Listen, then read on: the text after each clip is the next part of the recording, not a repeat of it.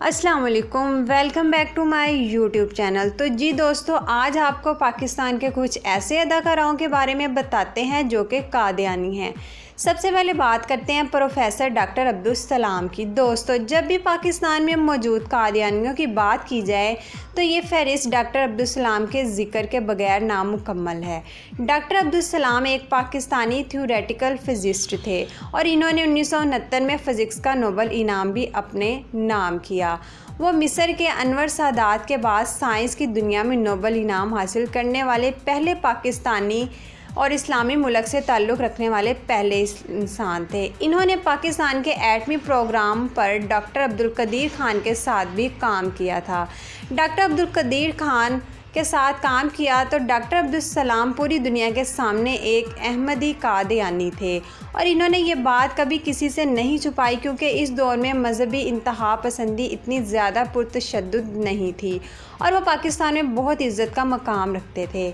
इसके अलावा इस दौर में कादियानियों को गैर मुस्लिम भी करार नहीं दिया गया था। डॉक्टर अब्दुल सलाम ने अपने मज़हब को अपने साइंसी काम का एक बुनियादी हिस्से के तौर पर पेश किया। इन्होंने एक बार लिखा था कि कुरान पाक हमें अल्लाह के बनाए हुए कवानीन फितरत की हकीकत पर गौर करने का हुक्म देता है, ताहम हमारी नस्ल को इसके डिज़ाइंस का एक हिस्से को हासिल करने का एजाज़ हुआ है।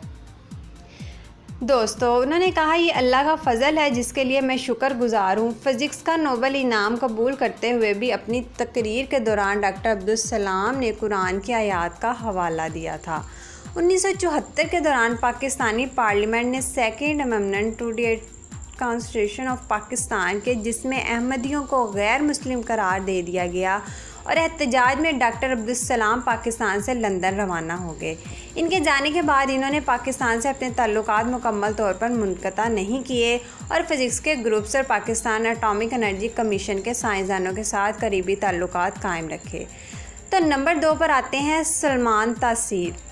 दोस्तों, सलमान तासीर एक पाकिस्तानी सियासतदान थे जिन्होंने 2008 से लेकर 2011 तक पंजाब के 26वें गवर्नर के तौर पर खिदमत अंजाम दी। ये आदमी भी एक कादियानी था और ये अपने दोस्तों के साथ बैठकर अक्सर इस्लाम के बारे में नाजेबा बातें किया करता था।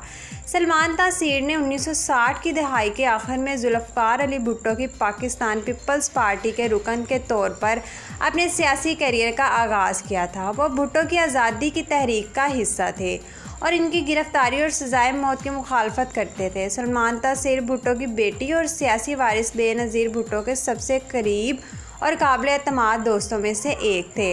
अपनी सियासी कैरियर के अलावा सलमान तासीर एक बेहतरीन बिजनेसमैन भी थे। इन्होंने अपने कैरियर के शुरू में कई चार्टर्ड अकाउंटेंसी और मैनेजमेंट कंसल्टेंसी फर्म को सरअंजाम दिया। 2011 के दौरान समर टीवी पर मेहर बुखारी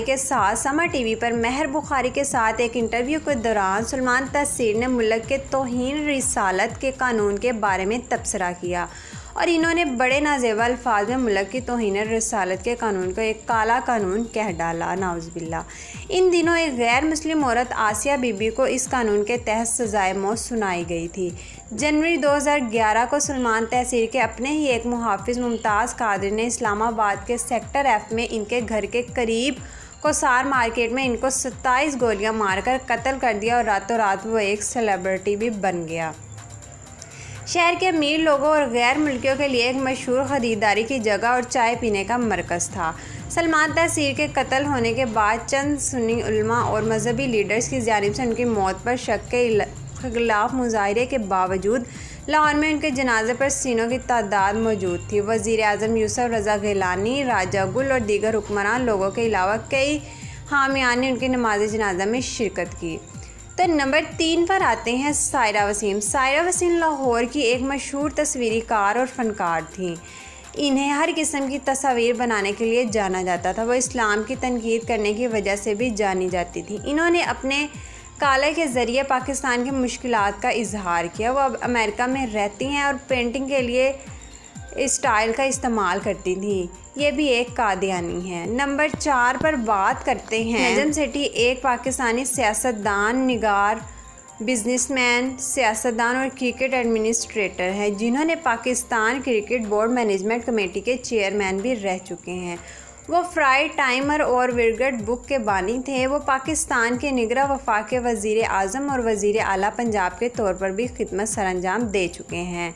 बहैसियत सहाफ़ी वो एक आज़ाद ख्याल कस्म के सियासत मुबसर हैं, जो कि फ्राई टाइम्स के चीफ एडिटर और पाकिस्तान सुपर लीग के चेयरमैन भी रह चुके हैं। वो अक्सर अपने प्रोग्रामों और अपने अखबारात में कादियानियों के हक़ में आवाज़ उठाते रहते हैं, और ये भी एक कादियानी है। दोस्तों, आप लोग को ये वीडियो कैसी लगी है, कमेंट में अपनी कीमती राय का इजहार लाजमी करें। मिलते हैं हम आपसे अपनी अगली वीडियो के साथ। तब तक के लिए अपना और अपने प्यारों का ख्याल रखें। अल्लाह।